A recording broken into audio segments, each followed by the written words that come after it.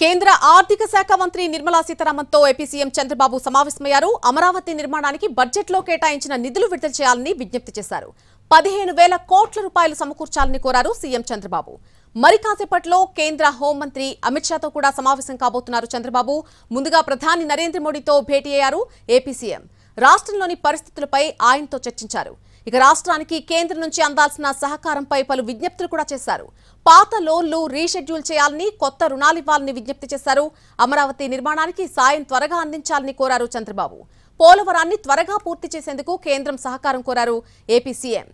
ఆ తర్వాత కేంద్ర ఆర్థిక శాఖ మంత్రి నిర్మలా సీతారామన్తో కొద్దిసేపటి క్రితమే భేటీ అయ్యారు.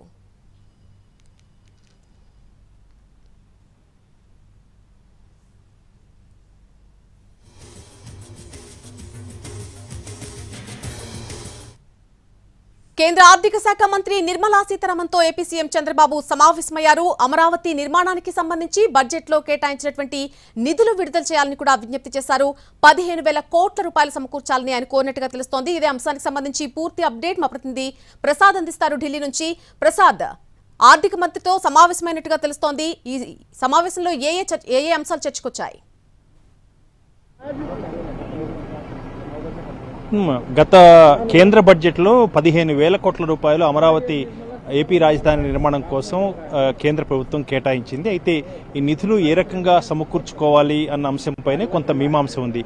కేంద్ర ప్రభుత్వం దీన్ని రుణంగా ఇస్తుందా, లేకపోతే వివిధ ఏజెన్సీల ద్వారా ఆర్థిక సహాయాన్ని చేస్తుందా అన్న అంశంపై స్పష్టత లేదు. కాబట్టి దీనికి సంబంధించి ఒక క్లారిటీని తీసుకొని ఆ 15,000 కోట్ల రూపాయలను సమకూర్చుకోవటం, దాంతో వెనువెంటనే వేగంగా అమరావతి నిర్మాణ కార్యక్రమాలు చేపట్టాలన్నదే ముఖ్యమంత్రి యొక్క ఉద్దేశం. ఆ మేరకు ఆర్థిక మంత్రి నిర్మలా సీతారామన్తో భేటీ అయ్యారు. భేటీలో ఈ సంబంధించినటువంటి ఏపీకి రావాల్సినటువంటి అనేకటువంటి పెండింగ్ నిధులు ఉన్నాయి. అదేవిధంగా గతంలో రాష్ట్ర ప్రభుత్వం ఈ పోలవరం ప్రాజెక్టుకు సంబంధించి, అది పోలవరం ప్రాజెక్టు వాస్తవానికి అది జాతీయ ప్రాజెక్టు, కేంద్ర ప్రభుత్వమే దాని ఖర్చులు భరాయించాలి. అయితే రాష్ట్రం కూడా కొన్ని ఖర్చులు పెట్టుకుని ఆ మేరకు నిర్మాణాన్ని వేగంగా పూర్తి చేయాలనే ఉద్దేశంతో రాష్ట్ర ఖజానా నుంచి కూడా ఖర్చు పెట్టడం జరిగింది. అవి కూడా కొంత మేరకు ఇంకా రాష్ట్రానికి రావాల్సి ఉంది. కాబట్టి ఇలాంటి పెండింగ్ నిధులతో పాటు గత కేంద్ర బడ్జెట్లో కేటాయించిన 15,000 కోట్ల రూపాయల యొక్క ఈ నిధులను సమకూర్చుకునే విధానం ఏంటి అన్న అంశాన్ని స్పష్టత కోసం ఈరోజు ఆర్థిక మంత్రిని కలిశారు.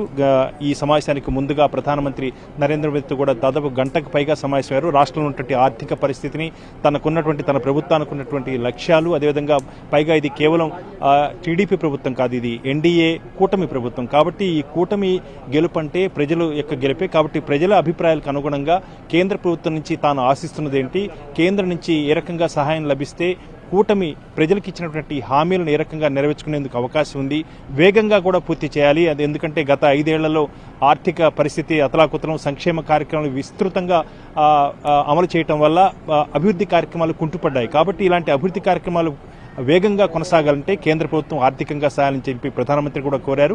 ఆ తర్వాత మరికొద్దిసేపట్లో, అంటే ఈ సమావేశం ముగియగానే ఇక్కడి నుంచి నేరుగా కేంద్ర హోంశాఖ మంత్రి అమిత్ షా నివాసానికి వెళ్తారు. అక్కడ ఆయనతో కూడా భేటీ అవుతారు.